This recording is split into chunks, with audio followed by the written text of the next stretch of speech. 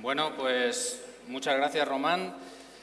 Para mí siempre es un placer estar en la RUTED. La verdad es que es cierto que me encanta el concepto de la RUTED, aunque no es mi especialidad por los que me conozcáis, pero siempre me gusta pensar que lo que hago soy un poco hacker en el sentido de que intento darle una vuelta más a las cosas y no quedarme con la forma tradicional de enfocar un problema, sino que intento buscarle pues otros usos a lo que me dedico yo, que es más en el ámbito de la gestión de la seguridad, ¿vale?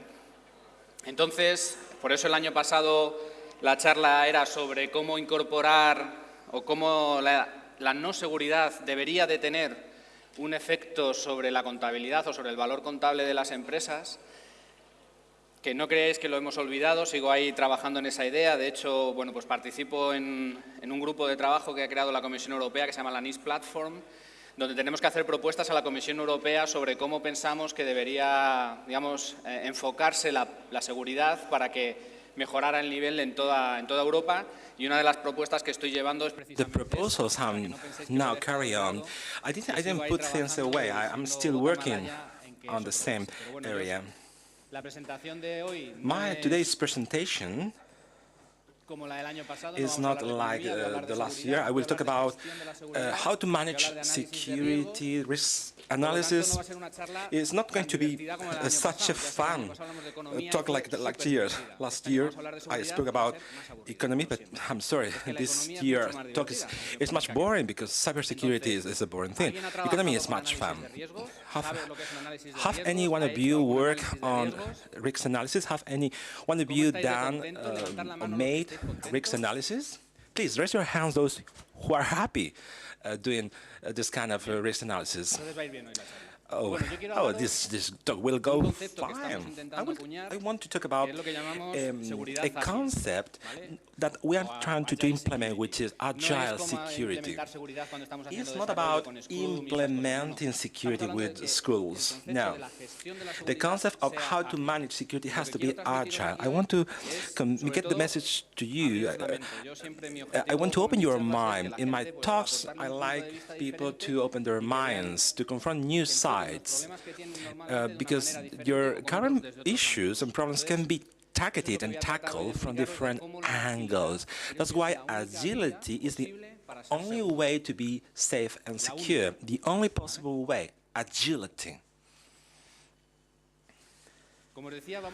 As I said before, we're going to talk about how to manage risks. Everybody performs risks. I was coming this morning on the highway A40.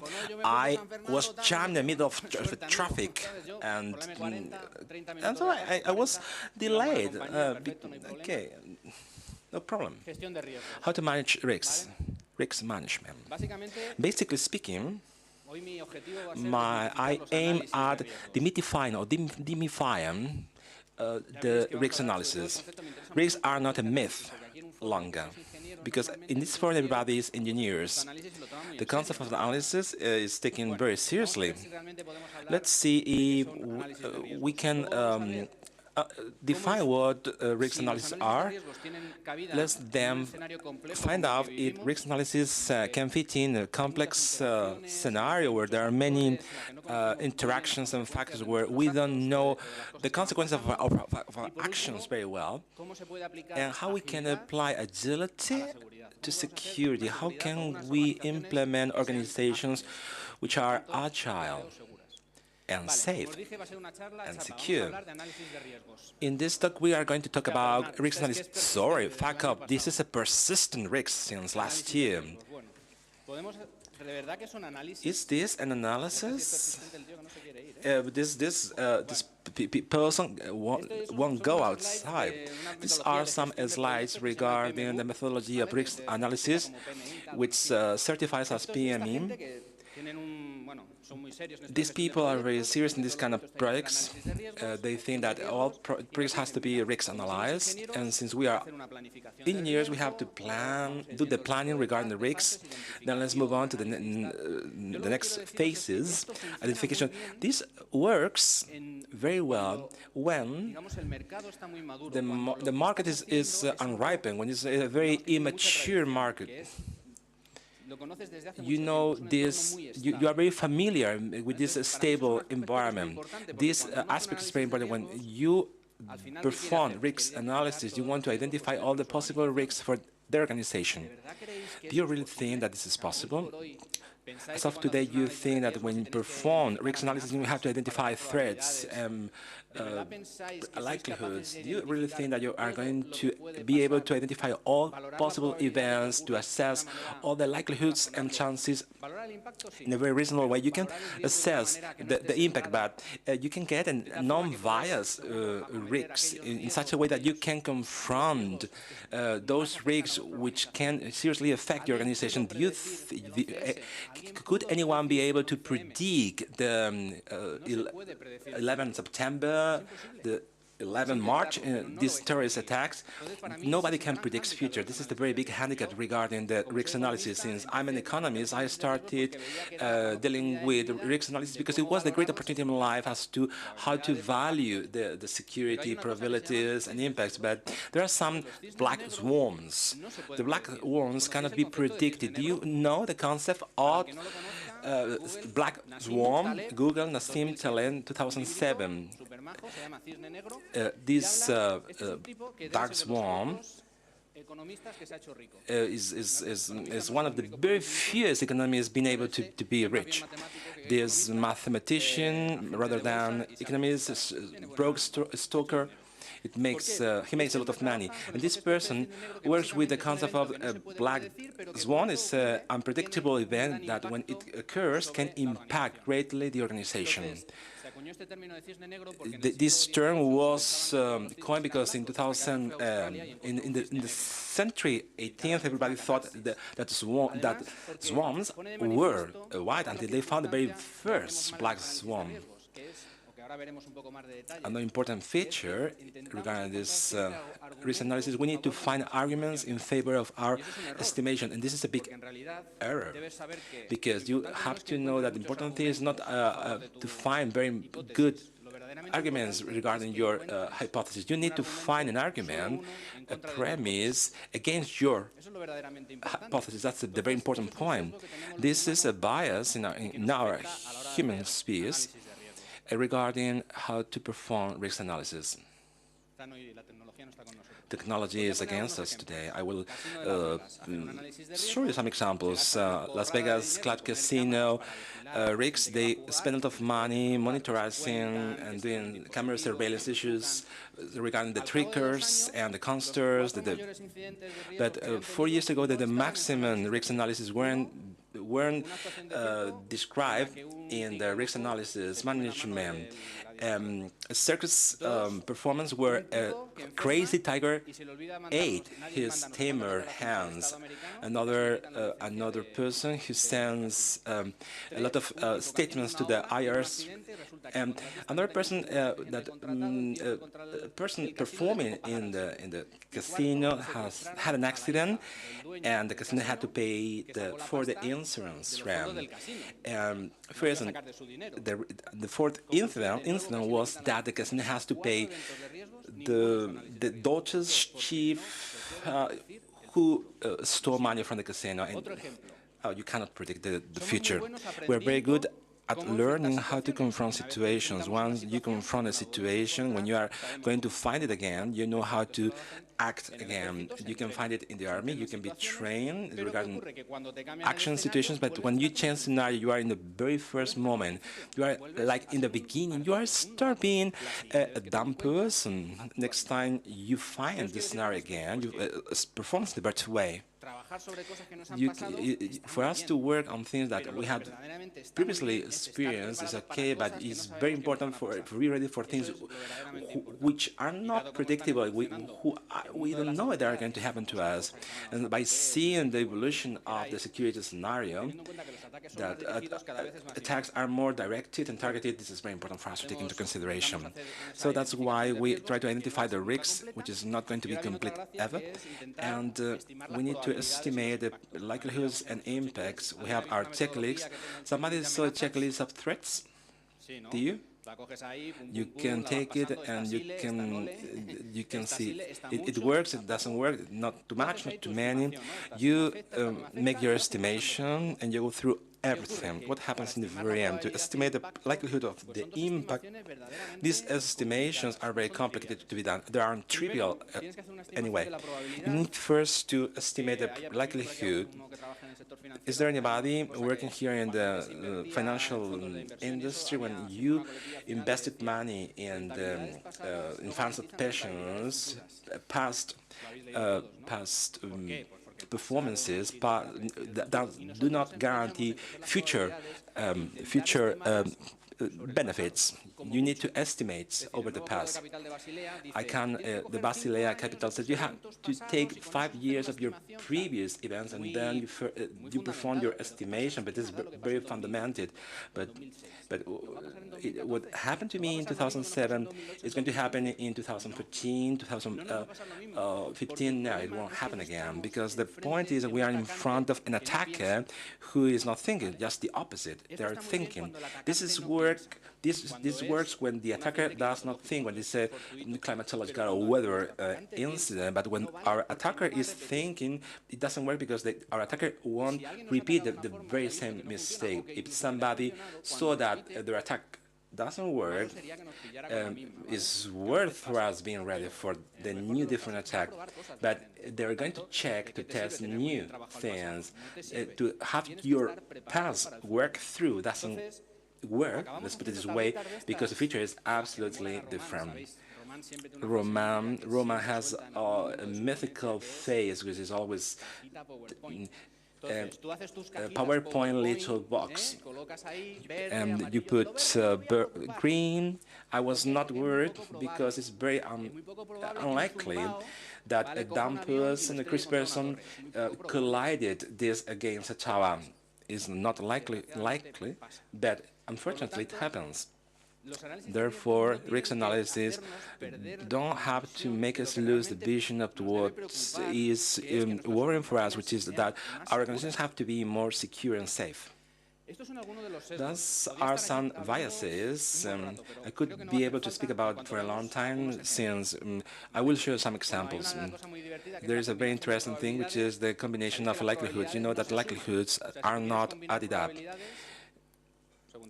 Just a second, please. If you want to add up likelihood, they are not able to be added up. They are multiplied. Probabilities are multiplied. Do you know these? Of course, you do. Please show me you aren't asleep. Probabilities is always less than 1. One thing happening 50% of the times is 0.55. Two things happening is less likelihood that one thing is happening. But something we cannot get it when we are working. Let's think about how many deaf people are due to asthma, fireworks, drownings in the swimming pool, and tornadoes. Are you thinking about? Which of them do you think is the most frequent? Who is bidding for fireworks? Tornadoes? Asthma? My goodness. And swimming pool drownings? Wow, what a load. How many of them do you think they are? Oh, you won. Swimming pools, but by this difference, one very few thought that there were fireworks, and we go up with the thing of asthma and tornadoes, but we know that drownings look like having more, but you couldn't imagine how many more. Oh, let's take it, please. Assume this fact. There were 7,380. We didn't have information. We are doing estimations based upon the availability of the information. We're working with the current available information, but we don't have all the information for us. Since you don't have it, you have to work with the things you have. There are many swimming pools, but you are there. Put on your finger in your nose. We are in between friends. You got up badly, and you have been jammed in a traffic issue. Oh, but you are very pessimistic. You are very pessimistic. You are doing everything. You are screwed up everything. Spain is not winning the game. Your wife is doing fine, but it's not right. That's the opposite. Let's try to do this multiplication. Perhaps there's some very intelligent guy here able to multiply. We have a bias. We have the anchorage bias, which is if you try to make the very first multiplication, the very first one is always higher than the second one. Why? Because you think about the very first number, you see number 8, and then in your mind automatically is anchored, is levered in this concept, and our mind does higher estimations with the concept 8 is anchorage 7. When they give you some piece of data, they deceive you. They deceive you. They induce you. A piece of news says an accident in Chernobyl can affect 5 million people, has killed until the moment 56 people killed. One accident in Chernobyl that may affect 5 million people now is proof that has only killed 1,500. Some accident in Chernobyl is estimated to kill between 5,000 to 6,000 people. If you see that the very first estimate, a lot of thousands, you are going to think that many people are going to die. That the second one say, okay, 57, but your mind is in 5 million. You are seeing 5 million. You tend to enlarge the second one. This is the framing effect. Think of you being the mayor of a city with 1 million people. And you have these options. There is an illness and there is a vaccination that can act in a neighborhood of 1,000 people and can save, can keep alive many, 20%. And we have another vaccination that may affect the whole city, but is only going to keep alive 0.2% of the people. A neighborhood of 5,000 people is going to keep alive 20%. Oh, you say it's cool, it's cool. And people tend to think and to select the very first vaccination because it sounds better to their ears, because 20% sounds better than 0.2. But if you perform the multiplication that now is done in your minds, 5,000 per 20% are only 2,000 people. With the second option, you can save at least half the double of the people. So those who answer this question chose the very first vaccination. I don't want to get you bored. It's much more of the same. Let's think of a sportman. How is this a stereotype, a sportman? How many of you do you think that? Just imagine that the sportman goes through this door, is higher than 170 tall. Raise your hands. Why? Because we tend to think that the representativity influences us. It's not the most typical or most habitual thing. So we tend to think things that a virus attack can happen to us every day because it's in our minds, but perhaps it's not the next attack against us. This babe, I like this way to say it. This sample are equally provable and proven because they have the same X and Y's is tails and heads when you throw the coin. If you give it to people, most of them tend to think that the most likely is the second one. Why? You know why? Because at first you think, okay, tails are head, tails are head, tails are head. This is not going to be done by a coin.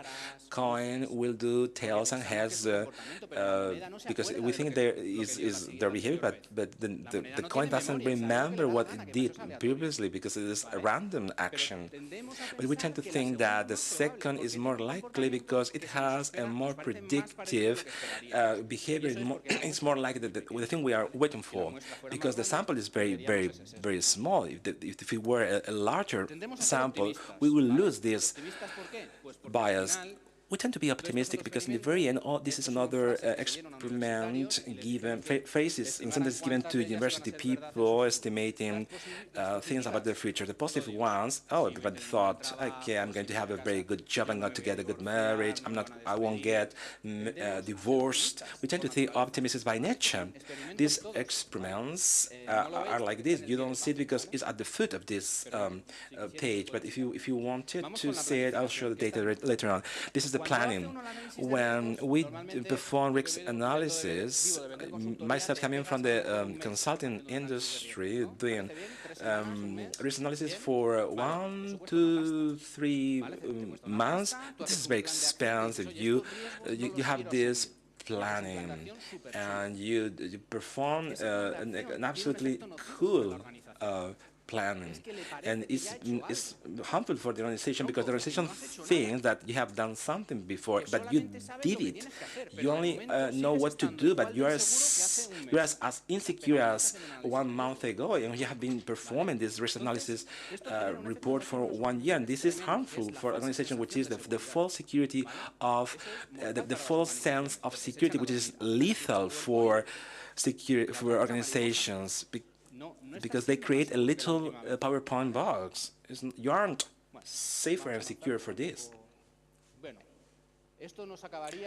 This will end up with the whole cycle of risk analysis, and then control and monitoring phases. You start off the project, and you find accidents, events which are more likely to happen, and you tend to monitorize them much more. And you put a lot of monitorization of this likely event. You need more planning, more following up meeting. Do you like the following up meetings? No, it's not cool. You are doing and performing more and more meetings, but you need to be more focused on the project because I wanted to get forward. This is the lethal spiral. Another thing is uncertainty. We are in uncertain scenarios. We don't know what is going to happen, what is happening now. Alfonso said, Chinese are bored, but they are very bored people. That was literal wording of your phrase. Because life changes, buddy. The risk analysis performed 2 months ago is useless now. You did it very well. You put the little PowerPoint box in green. That thing is not this one. What you saw there is not what you have now. Risk analysis serves for the purpose of doing presuppositions. Put it a lot of love and care, but put it very shortly. I think that this Friday or this Saturday there will be another talks about freshen and paradigm growth marks. Why they call it risk analysis when they are talking about risk inventions? You are inventing, you are making up this event. I don't buy it. I don't think this event is going to happen to me. That's why I want to introduce the concept of complexity. This is a very interesting one for me. I want to get this message across to all of you in a very caring way. This guy has anything to do with David Snowden. I read your mind. No, it's not David Snowden's uncle. It has two very interesting attributes. He is Scottish. He likes beer a lot. The photo is not dubbed or tricked. This guy created the model Kinefin. If you search it for it on Google, it's Kinefin with Y, Greek. This model serves for telling to the make decision people what scenario are you working for. This guy identified three scenarios, a simple one. In the simple scenario, are you familiar with Kinefin? Oh, cool, I'm happy. When you're in a simple scenario, they apply the best possible practice. When you are in a complicated scenario, what they apply is good practice. They aren't the best, but the good ones. Are you familiar with best practices for those working in security? Best practice. It serves for simple environments. How many of you think that what we're seeing in rooted is simple? Why do we put it in simple way with best practices? Because it's not simple at all. We are applying approaches in wrong environments, and this is what I want to get across to you. We aren't centered correctly because in complex environments, not complicated, complex environments, we are applying rehearsals. We need to do testing and proofs in a very secure way because you don't have all the information available to you, and then we have the rest of it, which is chaos. These environments are differentiated basically because between the complicated and complex. In the complicated one, you know, all the players interacting, but in the complex one, this information is not available for you. You don't know how many players are intervening, how they are interacting in between. And the normal thing is that situations in our world are going through all these scenarios. Any one of you lived in their own person the very phishing attack in Spain. Did you define the scenario as simple? No, that's chaotic. My goodness, I was running around like a duck out of dam. Nobody knew that we were stolen from through the internet, but over time we have understood how the scenario have been moving from chaotic to complex to complicated. Now is simple. Perhaps I would choose a complicated scenario to put it clearly. Now, let's wrap up the four scenarios pattern, which is simple. How to manage an iPad, being a 4-year child, because it's simple. You don't need too much. You know the interactions because they are in your head. In these simple scenarios, Snowden says what they are applying is, in these simple scenarios, is to analyze, to obtain, to sense, to identify what is going through, classify, and this is done by your man, and you are acting consequently. Basically speaking, you are parading, and you can see if you are going off your side. So you can accelerate if your soldier is not doing properly. You can put the brake. But what happened in a complicated scenario? Formula 1, I don't say F14, because Ferrari are always behind the car. But this is from, I don't remember the year. This scenario is complicated. Why do I say it's complicated? Oh, it's running very quickly. Is it because there are many pieces, but you can disassemble the car, and you can take the manual, you can say how to do it to the engineers, and you can get it assembled again for the next week. And this guy says to us, you have to identify the information, analyze it, and respond it. It's what we call the world of the good practices. Well, it's like this. Good practices. We'll come up with very many good practices. The complicated world is called the engineer world. You only need engineers because it's a very complicated environment. You need somebody expert who is a pundit at it. But let's move on to the next world, which is the complex environment, which is an ecosystem. But for example, the society we are living now is complex now, and sometimes it's almost chaotic. But of course it's complex. You cannot reproduce this complex society. If tomorrow you want to reproduce a society or ecosystem, you won't be able to do so. You won't be able because you don't know all the players or interactions. In this world, you have to test. You have to do testing. You need to make experiments, to analyze the information obtained, and to act consequentially. These are called safe and secure tests. We are playing with Coke can. Is gas coking in the can? We need to identify tests and to identify the patterns and the templates. And depending on these templates and patterns, we need to perform different and various risk analysis strategies if they see if they work. It's nice. It's working. It's not working. There is a very important Spanish person who's about to sponsor some race route in Spain who was attacked by Anonymous. They were ready to confront this Anonymous attack, and they were taking with different counter measures, measurements. So they use these countermeasures. They were testing. They were doing testing because you really don't know. You don't have enough information. You don't know all the interactions. It's not a perfect equation. In a chaotic environment, I want to start long because the only thing you can go is round, move on and push up. You are like a firefighter. Any one of you working in incident groups or team, didn't you feel being like a firefighter? You can only you can only resort to first aids. So what is happening now? We are applying techniques, working in the complicated world and onto the complex world, and they don't work in the complex world.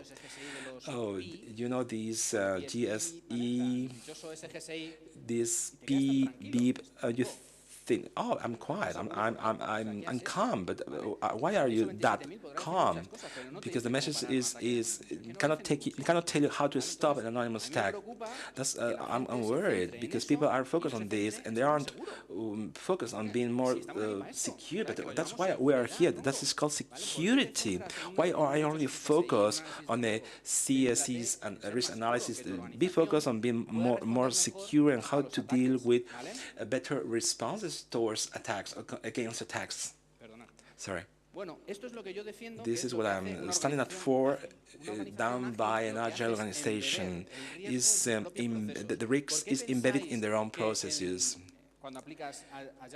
Because by applying any agility methodology, you are minimizing the risks by applying it to your own processes in a cascade. Some requirements are given to you, and 6 months later, they say to you, okay, this is not valid for us, so 6 months work to the thrash. No, don't get crazy. Give it some pills. Do you like the screen? Oh, next week you'll have the screen. Because you can learn from your user. What are you doing with Agile? With Agile, you are embedding the risks in your own processes which are resistant to threats. And this is brutal, it's massive, it's cool. I will show you another example. A lottery system, because this Friday is giving you 100 euro millions. These guys select the tickets drawn in the database with the winning lottery combination. They perform the process into CPUs differently. Every machine performs the process with different manufacturing companies. They do so in 4 times, and in the end of the draw, the number combination is the same. They stop the process. If it's some hacker want to introduce a false or a fake ticket in the process, they have to put it at least in the 4 companies, in the 4 processes. So we need companies to be able to drive in the fog. They need to be capable to step forward in the right direction. Like I said, When we perform risk analysis, in the organizations, they get a fake sense of confidence. They are doing things to minimize the level of risk, but in the very end, they are doing anything. But they are doing anything. They put you in a false sensation of security, which makes people not to be on alert.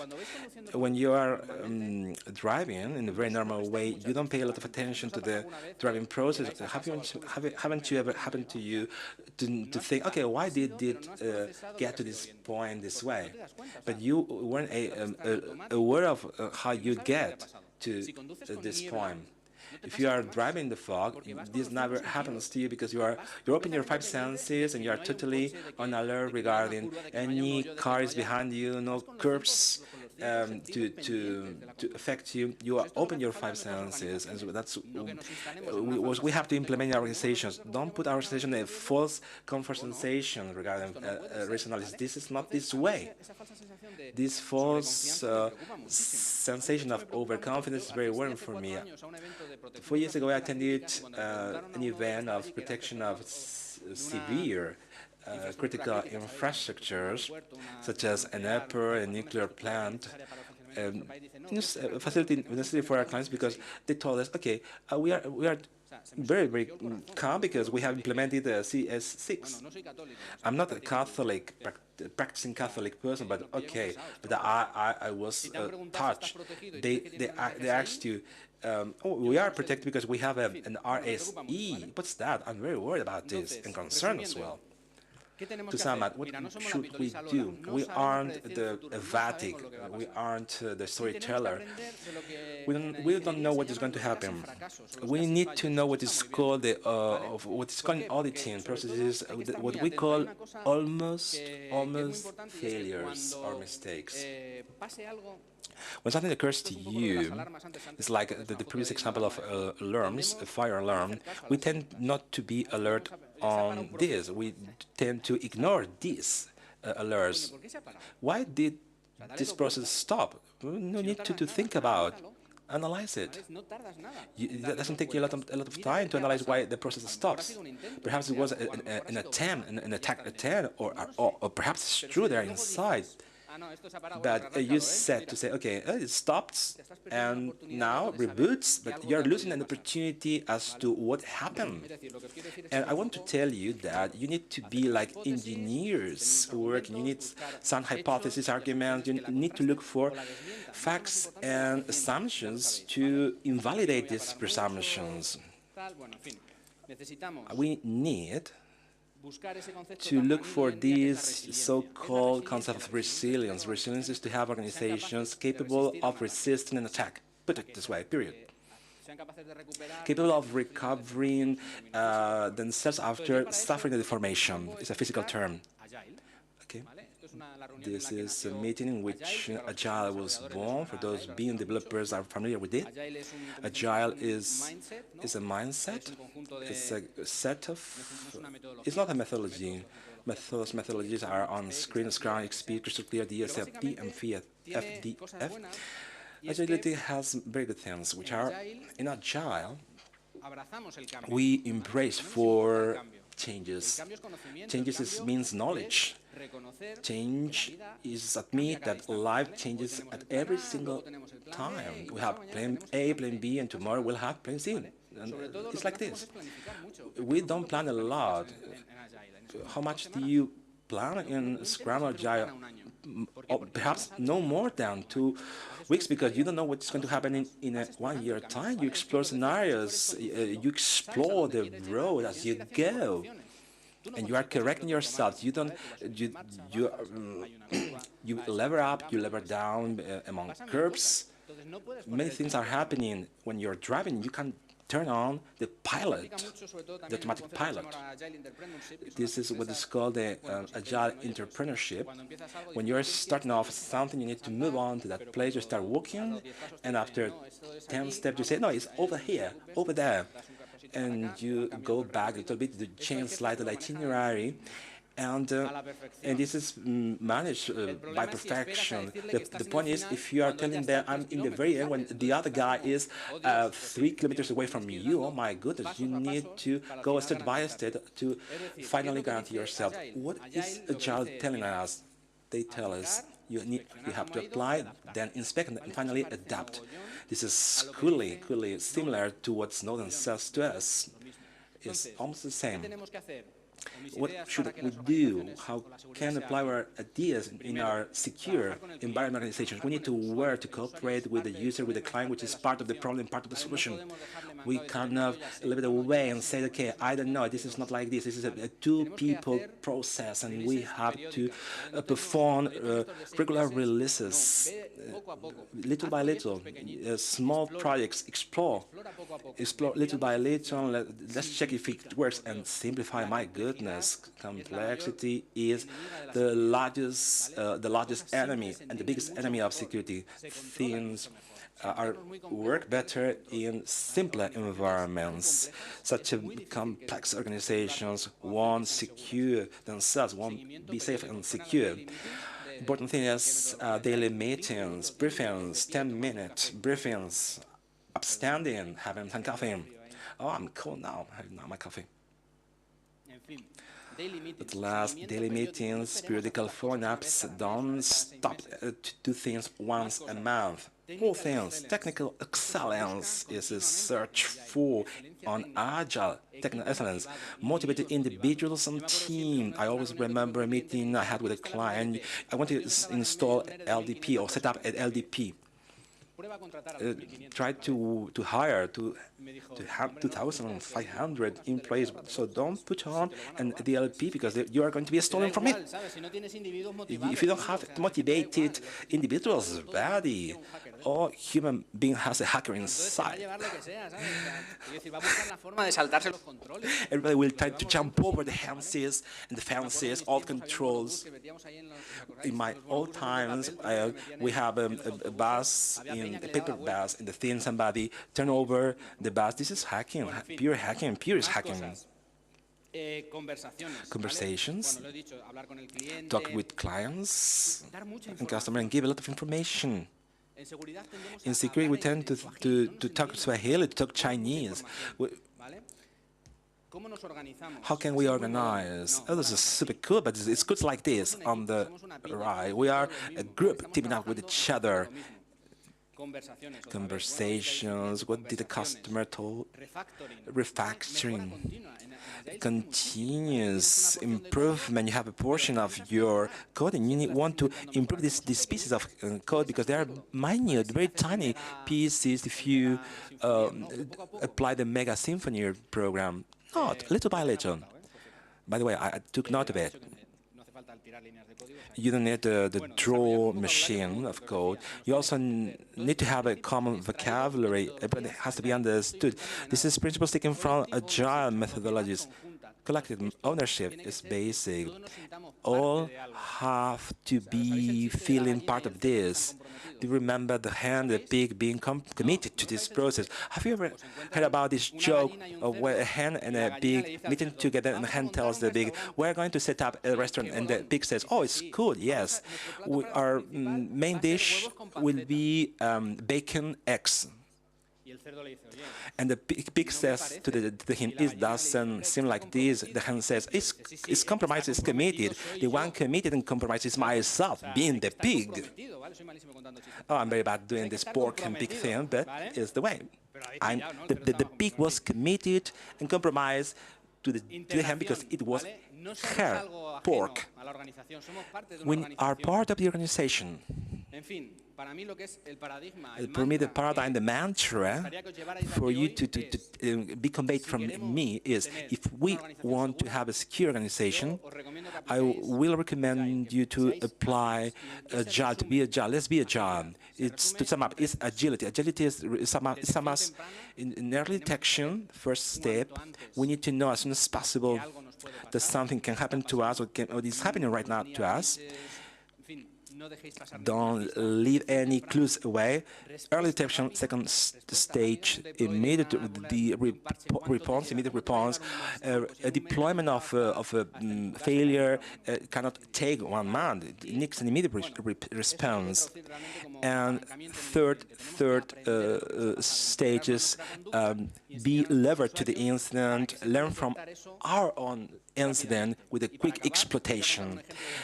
Final example, resilience sample based upon the appliance of these principles.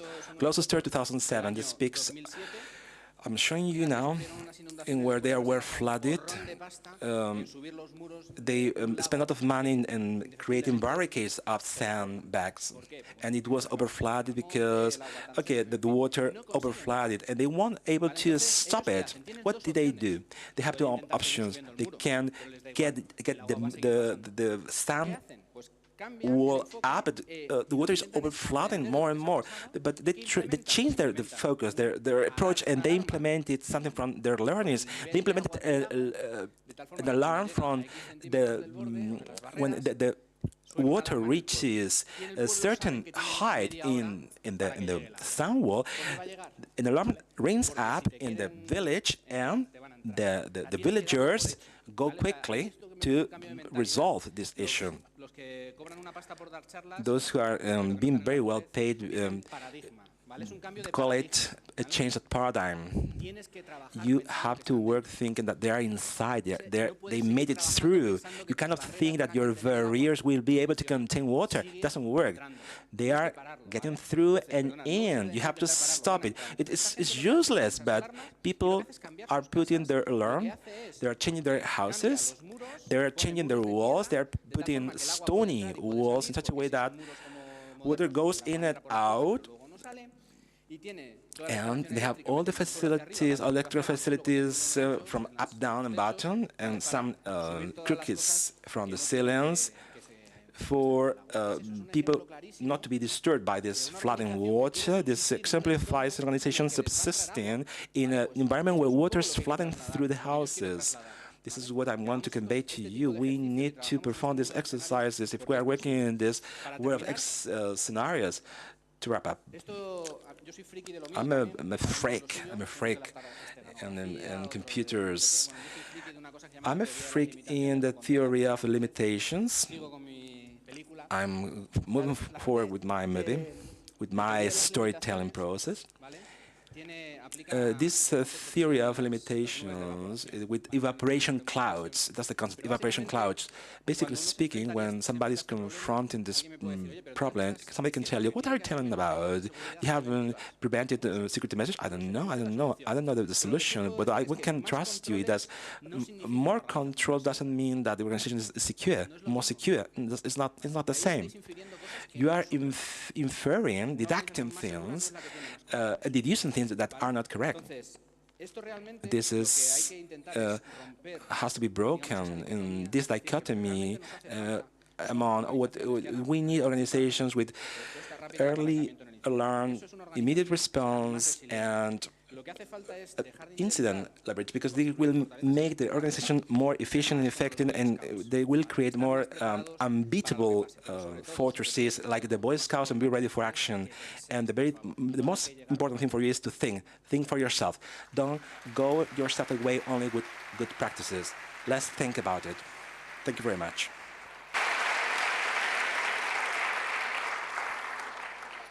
Sí.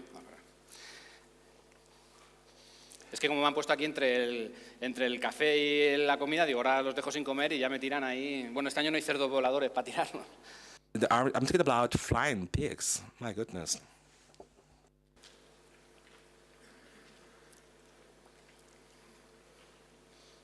Please, any questions? Raise your hands.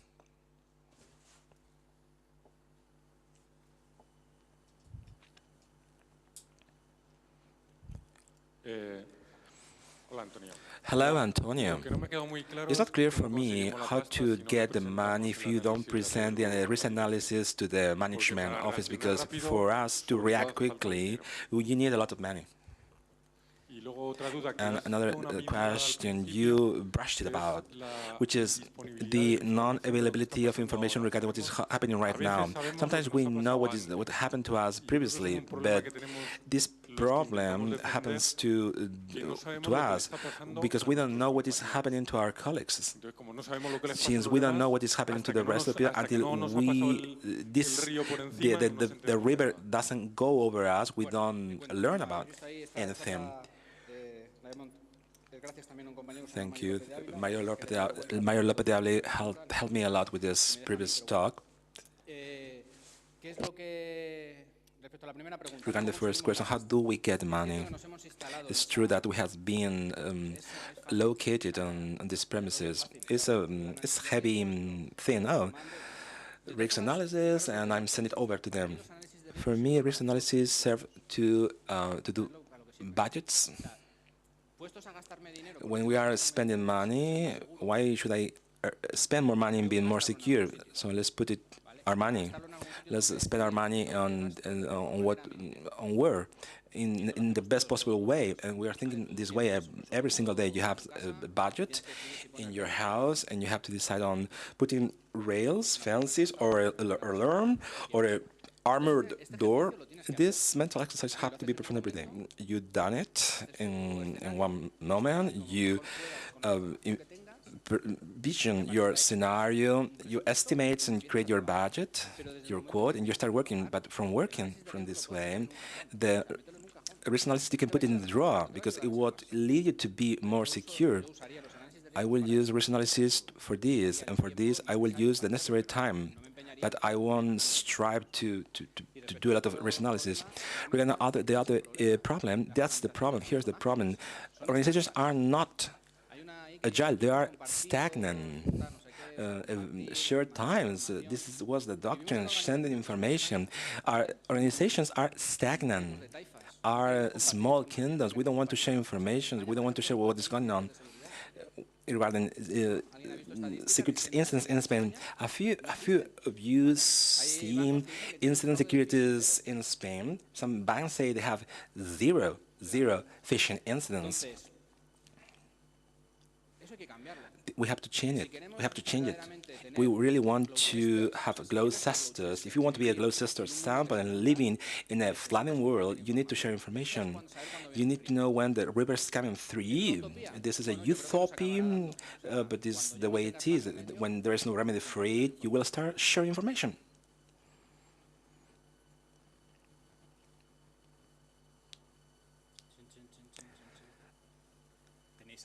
Are you hungry? Question over here at the bottom, one upstairs, now at the bottom. Perhaps, thank God this is a small site for us to be, and you can move around quickly.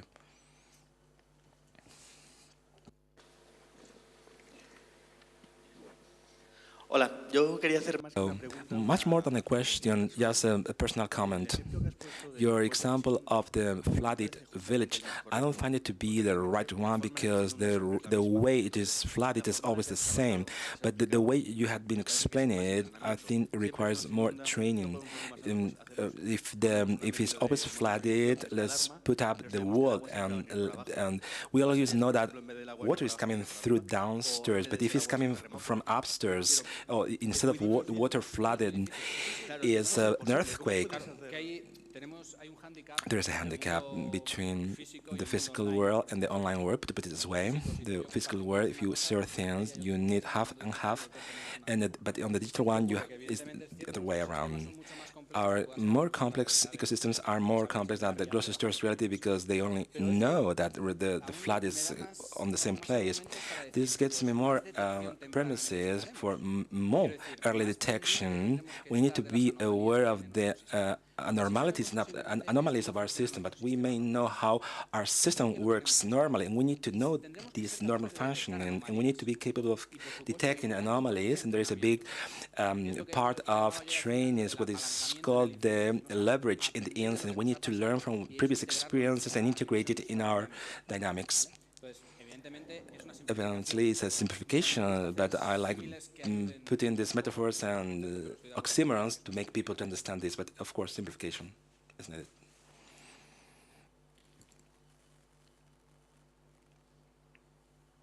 Thank you, everybody, for your attendance and your attention.